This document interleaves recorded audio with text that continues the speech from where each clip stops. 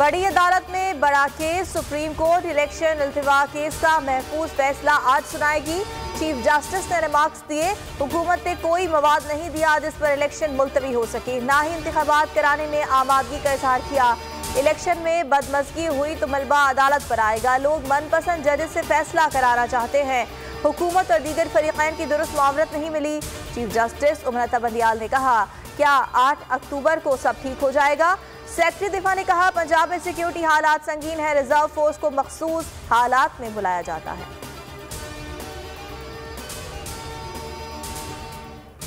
Election के इल्तिवा का इख्तियार किसी के पास नहीं। तारीख आगे बढ़ाने की मिजाज सिर्फ अदालत है। 1988 में अदालत के हुक्म पर इंतखाबात आगे बढ़ाए गए थे। चीफ जस्टिस उमर बंदियाल के इंतखाबात इल्तिवा केस में रिमार्क्स। कहा, बॉयकॉट करने वाले अदालती कार्रवाई का हिस्सा ना बने।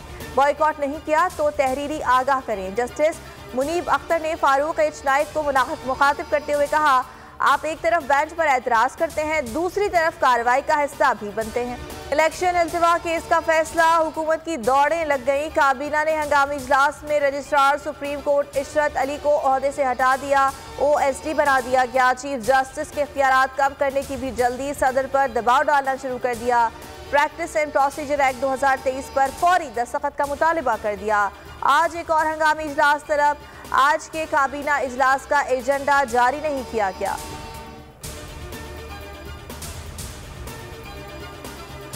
रजिस्ट्रार सुप्रीम कोर्ट को ओहदे से हटाने की जल्दी में हुकूमत ने रूल्स ऑफ सर्विसेज 2015 की धज्जियां उड़ा दी। काबीना का फैसला, कानून की वाज़ेह खिलाफ वर्जी। Supreme court rules of services 2015 का उसूल 12 बहुत वाज़ेह है। चीफ जस्टिस सुप्रीम कोर्ट के अमले की तकर्रुरी और बरतरफी का इख्तियार रखते हैं। माहिरीन कानून ने काबीना के फैसले को आइन से खुली बगावत करार दे दिया।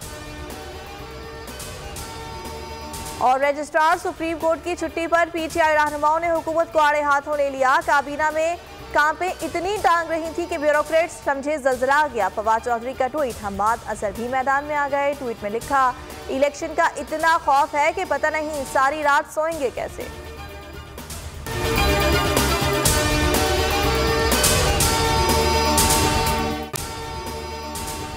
अगर आपको ये वीडियो पसंद आई तो लाइक पर क्लिक करें। तो नजर आ रहा है सामने लिखा हुआ है जुल्म मिटने के लिए। 2 चीजों से मिटेगा भाई। एक, अदल की कुर्सी पे जो लोग बैठते हैं ना, वो अदल के हिसाब से फैसले करने लगे। दूसरा, कौम निकल खड़ी हो जुल्म के खिलाफ, तो जुल्म खत्म हो जाएगा। या इन दोनों में से कोई एक चीज हो जाए या दोनों हो जाए। अगर 420 का मुकदमा था, उस वक्त अदलिया में जो लोग बैठे हुए केस देख रहे थे, वो पूछते ना, यार चीट हुआ कौन है?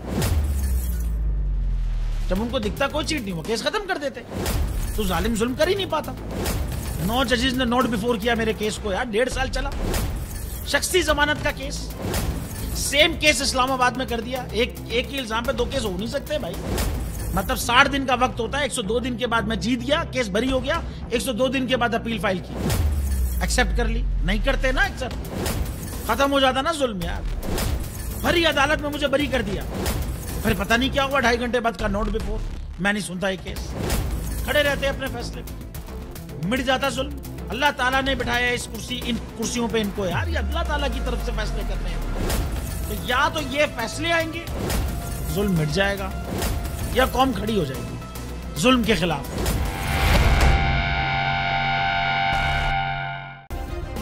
सब्सक्राइब करें और बेल दबाएं ताकि कोई खबर रह न जाए।